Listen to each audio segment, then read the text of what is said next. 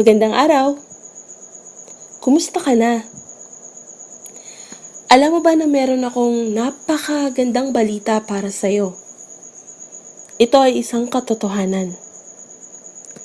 Ang katotohanan ito ay mahal ka ng Diyos. Oo, mahal ka ng Diyos. Sabi ng Biblia sa John 3:16, gayon na lamang ang pag-ibig ng Diyos sa sanlibutan.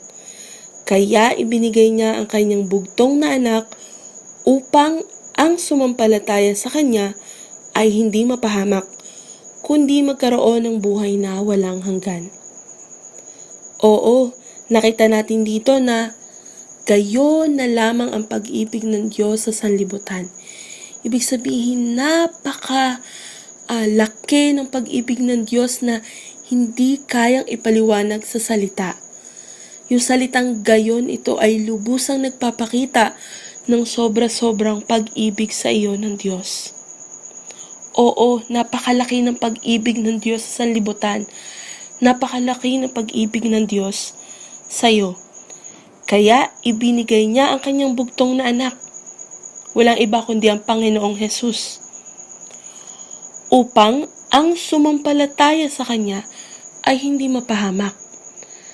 Ibig sabihin, pag sumampalataya tayo sa Panginoong Hesus, hindi tayo mapapahamak. Mapapahamak sa dagat-dagatang apoy. Kundi magkaroon ng buhay na walang hanggan. Ibig sabihin, sa pananampalataya mo sa Panginoon Hesus, ay magkakaroon ka ng buhay na walang hanggan. Magkakaroon tayo ng buhay na walang hanggan sa pananampalataya natin sa Panginoong Hesus. Oo, mahal ka ng Diyos, pero tayong lahat ay nagkasala at ayaw ng Diyos sa kasalanan. Ang sabi sa Biblia sa Roma 3, verse 23, sapagkat ang lahat ay nagkasala at walang sinumang karapat-dapat sa paningin ng Diyos. Dito nakita natin na lahat ay nagkasala. Sapagkat ang lahat ay nagkasala, ibig sabihin, wala ni isa mang tao ang walang kasalanan. Wala ni isa mang tao ang perpekto. Ikaw at ako ay nagkasala, tayong lahat ay nagkasala. Walang sino mang karapat-dapat sa paningin ng Diyos. Ngunit, dahil mahal ka ng Diyos, isinugo niya si Jesus upang tanggapin ang parusa para sa iyong mga kasalanan sa halip na ikaw ang maparusahan. Wow, napakagandang balita nito. Sabi ng Biblia, ngunit ipinadama ng Diyos ang kanyang pag-ibig sa atin nang mamatay si Kristo para sa atin noong tayo'y makasalanan pa. Napawalang sala na tayo sa pamamagitan ng kanyang dugo. Ito ang sabi sa Roma chapter 5, verses 8 to 9. Napakabuting Diyos dahil ipinadama niya sa atin ang kanyang pag-ibig nang mamatay si Kristo para sa atin nung tayo'y makasalanan pa. Ibig sabihin, nung tayo'y makasalanan pa, hindi pa natin iniintindi ang Diyos.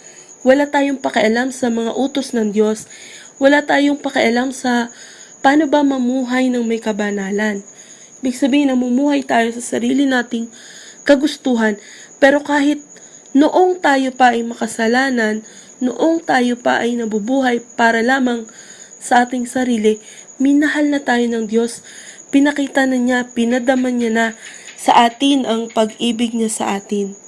Nang mamatay si Kristo para sa atin, 2,000 taon na ang nakalilipas. Napakabuti ng Panginoon.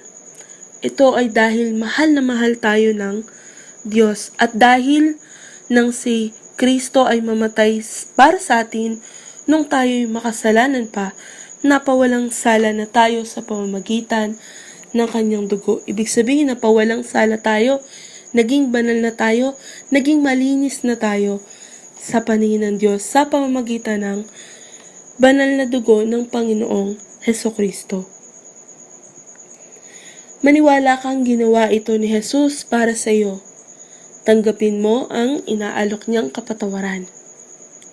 Sabi nga ng Biblia, sa Roma 10 verse 9 to 10, kung ipahahayag ng iyong mga labi na si Jesus ay Panginoon at mananalig ka ng buong puso na siya'y muling binuhay ng Diyos, maliligtas ka.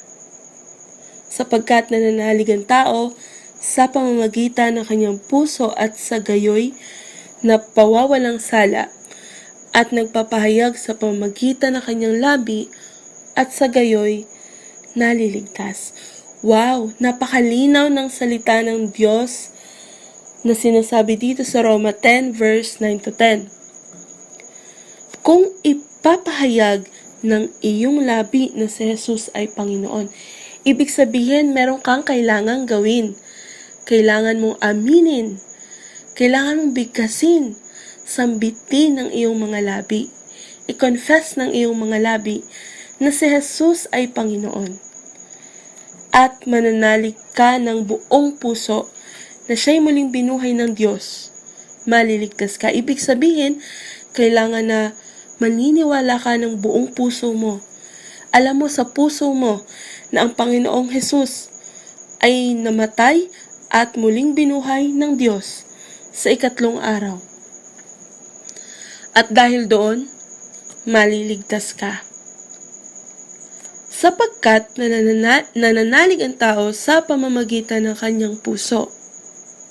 Ibig sabihin, nalalaman ng Diyos hanggang sa mga oras na ito ang laman ng puso ng bawat isa, ang laman ng puso mo, kung totoo ang iyong pananalig sa Kanya. At sa gayoy, mapapawalang sala at nagpapahayag sa pamamagitan ng kanyang labi at sa gayoy, maliligtas. Kailangan mong sambitin ang iyong mga labi. Kailangan mong aminin na kailangan mo ang Panginoong Hesukristo upang mapatawad ang iyong kasalanan. Kailangan mong manampalataya ng buo sa puso mo na ang Panginoon ay muling binuhay. Nang sa gayon ay mararanasan mo ang pagliligtas ng Panginoon. Sumampalataya ka kay Jesus. Anyayahan mo siyang maging hari ng iyong buhay. Hayaan mo si Jesus ang maging Panginoon at susundin mo sa iyong buhay. Siya ang iyong pagtitiwalaan at susundin mo mula sa ngayon. Alam mo, sabi ng Biblia sa Juan chapter 1 verse 12, ngunit ang lahat ng tumanggap at nanalig sa Kanya ay pinagkalooban niya ng karapatang maging anak ng Diyos. Wow, napakaganda ng pangakong ito ng Panginoon. Ibig sabihin, yun lamang tumanggap at nanalig sa Kanya ang siyang pinagkalooban ng karapatang maging anak ng Diyos. Nais kong maging malinaw sa iyo ito na hindi pala lahat ng tao ay anak ng Diyos. Ang masasabi lamang na anak ng Diyos ay yun lamang tumanggap sa Kanya, sa Panginoong Hesukristo at nanalig sa Panginoong Hesukristo. Marami ang paniniwala ng mga tao sa mundong ito at marami silang kinikilalang Diyos.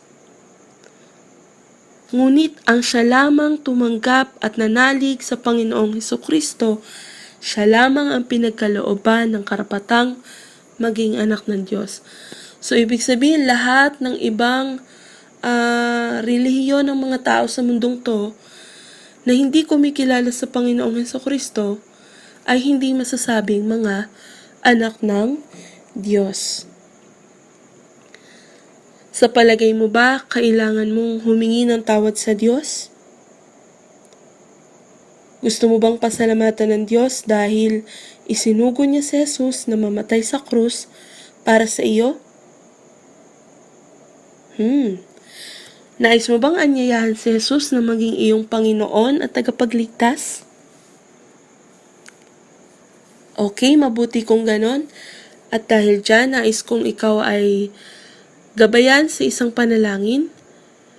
Sasambitin ko ang panalangin ito at Isipin mo na ito ay panalangin mo na personal sa Panginoong Hesukristo. At nais kong sabayan mo ko sa aking panalangin. Panginoong Diyos, alam ko na gumawa ako ng maling mga desisyon at mga bagay. Nagsisisi po ako, patawarin po ninyo ako at baguhin ninyo. Naniniwala ako na ang inyong anak na si Jesus ay namatay para sa aking mga kasalanan. Inaanyayahan ko po ang Panginoong Jesus na pumasok sa aking puso at tinatanggap ko siya na aking Panginoon at tagapagligtas. Naniniwala ako na binuhay ninyo siya mula sa kamatayan. Gusto kong sumunod kay Jesus sa buong buhay ko. Salamat po sa pagmamahal ninyo sa akin at pagtanggap sa akin bilang inyong anak. Punuin po ninyo ako ng banal na espiritu para magkaroon ako ng lakas na kailangan ko para sumunod sa inyo. Sa pangalan po ni Jesus, Amen.